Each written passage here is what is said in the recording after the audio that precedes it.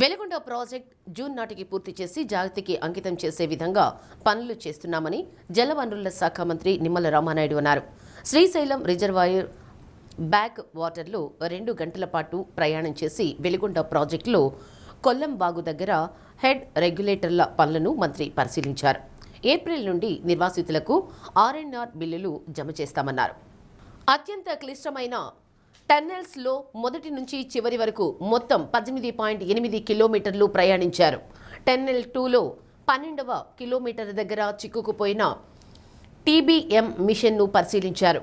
ప్రకాశం జిల్లా ప్రజల జీవితాలలో వెలుగులు నింపాల్సిన వెలుగొండ ప్రాజెక్టును జగన్ తన తుగ్లక్ పాలనలో అంధకారం చేశారన్నారు. అబ్రకదబ్రా అంటూ వెలుగొండను పూర్తి కాకుండానే పూర్తయిందని ప్రారంభోత్సవం చేసి జాతికి అంకితం చేసిన మాయల మరాఠీ జగన్ అని పేర్కొన్నారు. కూటమి ప్రభుత్వం 21 నెలల్లో వెలుగొండపై ప్రత్యేక దృష్టి పెట్టి అష్ట కష్టాలతో ఉరుకులు పరుగులతో పనిచేస్తుందన్నారు. అటువంటిది 2 ఏళ్ల కిందటే వెలుగొండ పూర్తయిపోయిందని జాతికి అంకితం చేయడం ఎంతో విడ్డూరంగా ఉందన్నారు.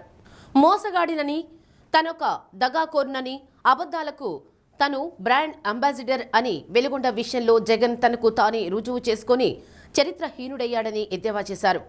టెన్నెల్ 2లో నేటికి మిగిలిన 2400 మీటర్ల లైనింగ్ను నెలకు 700 మీటర్ల చొప్పున జూన్ కల్లా పూర్తి చేసేలా ట్రాక్లో చేపట్టామన్నారు.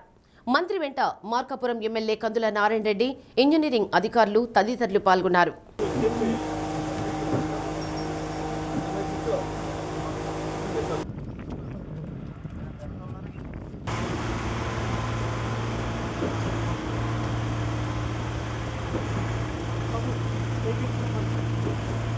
మనీ ఫోటోలు మనీ ఫోటోలాగా వైడ్లో